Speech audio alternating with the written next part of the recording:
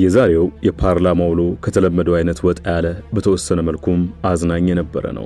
በአዲስ ዓለማየሁ የተደረሰውና በኢትዮጵያ ስነ ጽሑፍ ታሪክ ግንባር ቀደም ከሆኑት መጽሐፍት መካከል የሚጠቀሰው ፍቅር እስከ መቃብር ገጸ ባህሪያት በስም እየተጠቀሱ ሙግት የተካሄደበት ነበር። የፓርላማ አባሉ ደሳለኝ ጫኔ የብልጽግና መንግስትን ቄስ ሞገሴዎች ብሎ ሲጠራ፣ ጠቅላይ ሚኒስትር አብይ አህመድ ደግሞ ትክክል አይደለም እኛ ጉዱ ካሳዎች ነን ሲሉ ሞግተዋል። ቄስ ሞገሴ የአድርባይነት ምልክት ተደርገው የሚወሰዱ ቀንዲል ሲሆኑ ጉዱ ካሳ ደግሞ አርቆ ሐሳቢ ገጸ ባህሪ ነው። በዛሬው ጥንቅራችን ደሳለኝ ጫኔና አብይ አህመድን ያሟገተውን ጥያቄና ምላሽ የፍቅር እስከ መቃብር ገጽን እያጣቀስን ለተወሰኑ ደቂቃዎች እንዘልቃለን። አብረን እንቆይ።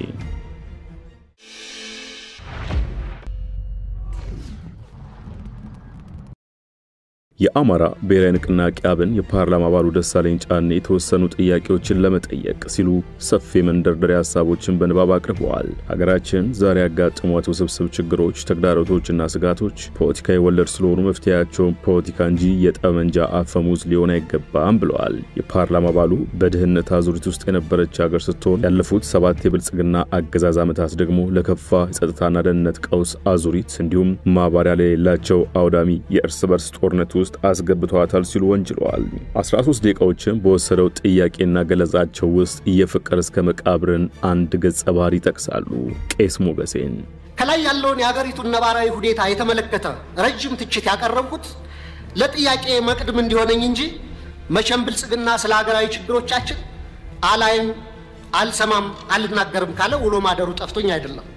ብልጽግና የሚታየው ጦርነት የሚሰማው የቄስ ሞገሴዎችን ከንቱ ውዳሴ ከተናገረም ወይ ደረቅ ፕሮፓጋንዳ ወይም ነጭ ውሸት ነው።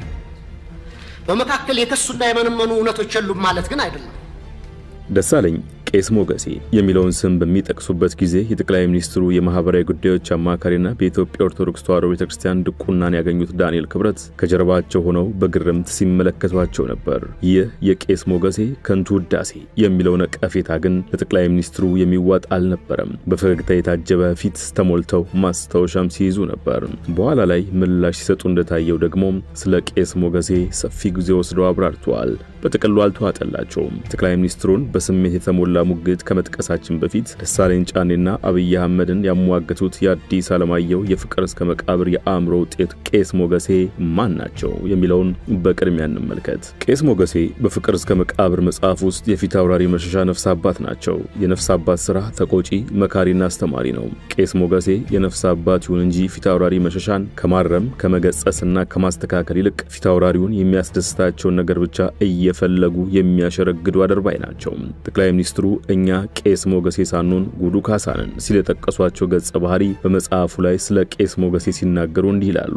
አባ ሞገሴ እንደምታውቋቸው የራሳቸው ሐሳብ የሌላቸው የሰውን ሐሳብ ብቻ ካይኑና ከግንባሩ አይተው ለመተርጎም ችሎታ ያላቸው ናቸው። ሆዳቸውን የሞላ በፈለገው መንገድ የሚመራቸው ተግባራቸውን ለሆዳቸው ሸጡ የለወጡ ናቸው ሲሉ ይገልጿቸዋል። በአንድ አጋጣሚ ፊት አውራሪ የመጽሐፉን ዋና ገጸ ባህሪ በዛብህን አስጠርተው የሰብለ ወንጌል ትምህርቷ እንዴት ነው ብለው ሲጠይቁት በዛብህ ሰብለን እሳቸው ማለት ሲገባው እሷ በማለቱ ፊት አውራሪ ትጉ ብለው በል ጠጣና ውጣ ብለው አቋረጡት።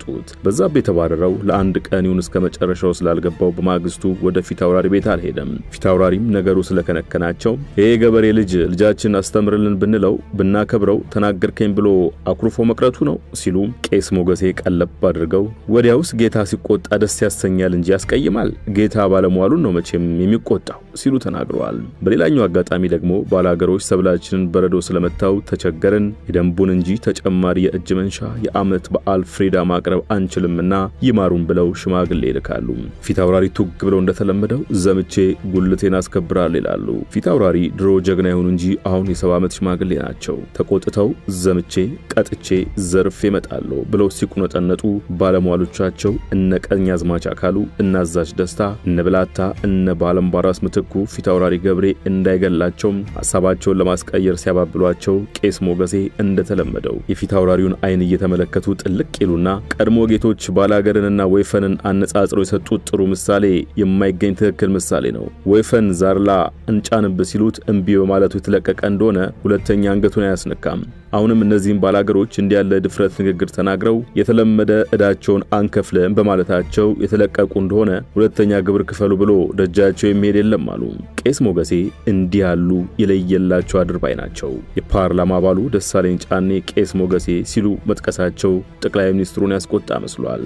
ኢኮኖሚያዊ ጉዳዮችን ሲያብራሩ በፍጹም መረጋጋት ውስጥ የነበሩት አብይ ለደሳለኝ ጥያቄ ምላሽ መስጠት ሲጀምሩ ግን ፊታቸው ይለዋወጣል፣ ድምጻቸውም ከፍ ማለት ይጀምራል። ደሳለኝ ጫኔን በስም ጠርተው በሰጡት ምላሽ ጥያቄያቸውን በሚሰነዝሩበት ወቅት ራሳቸው ምላሹን ስላስቀመጡት ማለፍ ይቻላል፣ ነገር ግን ለእርሳቸውና ለምክር ቤቱ ክብር ሲባል ምላሽ መስጠት ያስፈልጋል ሲሉ ቀጥለዋል። ይቀጥላሉ አብይ። ሌላው በጣም የገረመኝ ጉዳይ ሲሉ የጀመሩት ጠቅላይ ሚኒስትሩ የእርሶ መንግስት በቄስ ሞገሴዎች ውዳሴ ያሉት እኛ ሰፈር ፊት አውራሪ መሸሻ የሉም፣ ቄስ ሞገሴዎች ምን ያደርጋሉ ሲሉ ጠይቀዋል። ፊት አውራሪ መሸሻ በሌሉበት ቄስ ሞገሴ ህልውና እንደሌላቸው ስለሚታወቅ ባይሆን እኛ ጉዱ ካሳዎች ብንባል ያምራል እንጂ በየት በኩል ቄስ ሞገሴዎች እኛ ሰፈር የሚታዩት ሲሉ ጠይቀዋል። እዚህ ጋም ቀደም ሲል ለመጥቀስ እንደተሞከረው ከቄስ ሞገሴ ይልቅ ጉዱ ካሳነን ሲሉ ምን ማለታቸው ነው የሚለው ጥያቄ ምላሽ ያስፈልገዋል። በርግጥ ጉዱ ካሳ ማን ነው?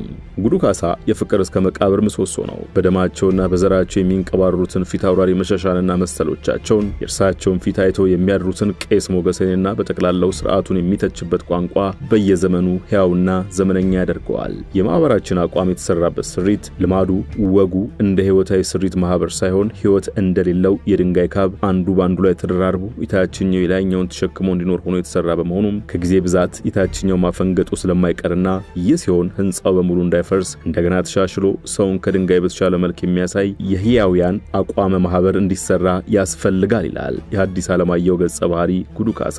ጉዱ ካሳዎች የህብረተሰባቸው ጉዱፍ ነቃሾች፣ አይናፋርነትን የገደፉ የክፉ ነገር ጸሮች ናቸውና በእጅጉ ይናፈቃሉ። በሚኖርበት ዘመን ግን ይጠላሉ። በተለይም ያረጁና የገረጀፉ ውስጣቸው የነቀዘ ስርዓቶች እንደኛውኑ ተገንድሰው ራሳቸውም ጠፍተው ሌላውንም እንዳያጠፉ ጉዱ ካሳዎች መድኃኒት ናቸው። ጉዱ ካሳዎች እንዲህ በቀላሉ እንዲኖሩ አይቻላቸውም። የራሳቸውን ነጻነት ለማግኘት ጉድ መባለንና ያንን ጉድነታቸውን ወይም በቀላል አባባል እብድ መሰኘታቸውን የተቀበሉ መሆን አለባቸው። ሰካራምና እብድ የልቡን ይናገራል እንደሚባለው ማህበረሰባችን እንዲህ ግልጥ በግልጥ የሚናገሩ ሰዎች መጀመሪያ ይፈራቸዋል። ቀጥሎ ከጀርባቸው አንድ ነገር ቢኖራቸው ነው ብሎ ይጠረጥራቸዋል። ሁሉንም ሲያጣ ደግሞ እብዶች ቢሆኑ ነው ብሎም የእብድነት ማረግ ያስታቀፋቸዋል። እንግዲህ በግልጽ አማርኛ ደሳለኝ የአብይን መንግስት የአድርባዮች ከንቱ ዳሴ ብቻ የሚሰማ ሲሉ ሲተቹ፣ ጠቅላይ ሚኒስትር አብይ አህመድ ደግሞ የለም እኛ የህብረተሰቡን ጉዱፍ የምንነቅስ ጉዱ ካሳዎች ነን በማለት ሲሟገቱ አርፍደዋል። አብይ ጉዱ ካሳ ነን ለሚለው ሙግታቸው ምክንያት ሲያስቀምጡ እንዲህ ይላሉ። ምክንያቱም እኛ ትናንትና ፋቂዎች ትናንትን ለማጽናት የምንሸረግድ ሰዎች ሳንሆን ነገን ለልጆቻችን ለመስራት መጋፈጥን የማይገባንን ጉዳይ የምንጋፈጥ ለውጥ ፈላጊዎች ነን። ስለሆነም እኛ ቄስ ሞገሴ ሳይሆን ጉዱ ካሳዎች ነን ሲሉ ተደምጠዋል። የፍቅር እስከ መቃብር ደራሲ ሐዲስ ዓለማየሁ እዚህ ፓርላማ ቢኖሩ ምን ነው ያብዬ ነው ደምዬ የሚሉ ይመስለኛል ሲሉም ጠቅላይ ሚኒስትሩ በደሳለኝ ጫኔ ላይ አፊዘዋል። የፓርላማ አባሉ ደሳለኝ ጫኔ የቄስ ሞገሴዎችን ትችት መደምደሚያቸው ላይ ከማቅረባቸው በፊት ጠቅላይ ሚኒስትር አብይ አህመድ መንግስት ጦረኛና ግጭት ጠማቂ ሲሉ በይነውታል። ኢህአዴግ አምባገነናዊ ልማታዊ አገዛዝ ነበር። ወደ ብልጽግና ያደረገው መለወጥ ወይም ሜታሞርፎሲስ ደግሞ የሙሉ ጊዜ ጦረኛና አልቂት ጠማቂ አገዛዝ እንዲሆን አድርጎታል። በመደማመጥና ሰጥቶ መቀበል መርህ ላይ ተመስርተን አገራዊ ልዩነቶችን በማጥበብ ሁሉን አካታች ወደሆነ ማህበረሰባዊ መግባባትና ፖለቲካዊ ስምምነት ወይም ፖለቲካል ሴትልመንት ከማምራት ይልቅ ብልጽግና ፓርቲ በሚከተለው ጠቅላይ አገዛዝ ወይም ቶታሊታሪያን ሊደርሺፕ ምክንያት ሰላም ከራቀን ከራረም። ጠቅላይ ሚኒስትር አብይ አህመድ ለዚህ ጥያቄ በሰጡት ምላሽ በአብዛኛው መልሰው ራሳቸው ደሳለኝ ጫኔን በመጠየቅ ጭምር ነው። አብይ እንዲህ ይላሉ።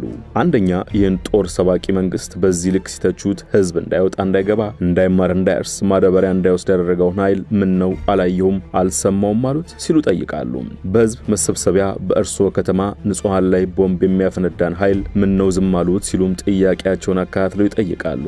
ሽማግሌ ላስታቅ ብሎ ሲሄድ ቄሶች አሮጊቶችን በእምብርክክ የሚያስ የሚያስኬደውን ከኢትዮጵያ ባህል ውጭ የሚገርለውን ኃይል ምን ነው አላቀህም አሉት በማለትም ጠይቀዋቸዋል። አክለውም ከሁሉም ደግሞ የገረመኝ በርሶና በርሶ ፓርቲ ግንባር ቀደም ተዋናይነት የነበረውን የትግራይ ውጊያ ያሉት እርሶ አዝማች አልነበሩም እንዴ ሲሉ በተራቸው ተሳልቀዋል። እነዚህ ሁኔታዎች የማያውቁት ሀገር ሄዶ ቁርበታን ጥፉልኝ እንዳለው ስጋ በሊታ ያስመስለዋል ሲሉ ነቅፈዋቸዋል። ይህን በሚሉበት ሰዓት የተወሰኑ ሰዎች ያጨበጨቡላቸው ሲሆን ጠቅላይ ሚኒስትሩም ጨብጨባውን አቋርጠው ይህ ተገቢ አይመስለኝም ብለዋል። የደሳለኝን ጥያቄ በእኛ በኩል ያለውን ትችት እንመለከተዋለን፣ ነገር ግን እርሶም ትንሽ ሚዛን ቢጠብቁ ጠቃሚ ነው ብዬ አስባለሁ ሲሉ ተናግረዋል። ምክንያቱም ለሰላም ጭምር ምን ያህል ጥረቶች እንደተደረጉ ስለሚያውቁ ነው ብለዋቸዋል። መንግስታችን ለትችት በጣም ክፍት ነው፣ ሐሳብ በመግለጽ ሰው ይታሰራል አሉት። እርሶ እዚህ ፓርላማ ከመቅረቡ በፊት የዚህ ፓርላማ አባል ነበሩ ያሉት አብይ ቀደም እንዳደረጉት ግልጽ ስድብ አይፈቀድም ነበር ሲሉ አስታውሰዋል።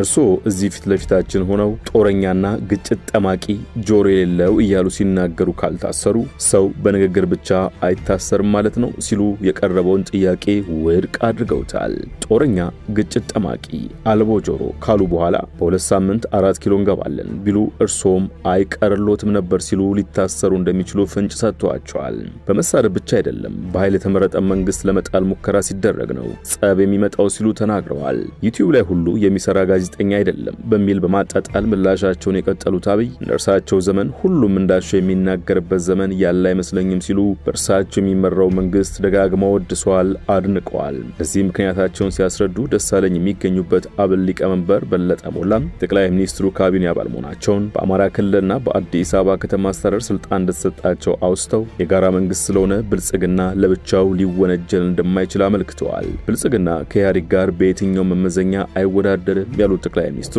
ለዚህም ይደግፉኛል ያሏቸውን ነጥቦች ዘርዝረዋል። እነርሱም በአደረጃጀቱ፣ በእሳቤው፣ በተግባሩ በሚመራበት መርህ ሲሆን ለውድድር የሚቀርብ አይደለም ሲሉ በጽኑ አስገንዝበዋል። ወደ ሸገር ታይምስ ተከታታዮች ለዚህ ጥንቅር ከፓርላማ የምስልና ድምጽ ግባት በተጨማሪ የተለያዩ ድረገጾችን ፍቅር እስከ መቃብርንና መጣጥፎችን ተጠቅመናል። ስለተከታተላችሁን አመሰግነን። ዜናችን ሰዓቱን ጠብቆ ይስተናገዳል። ጤና ይስጥልን።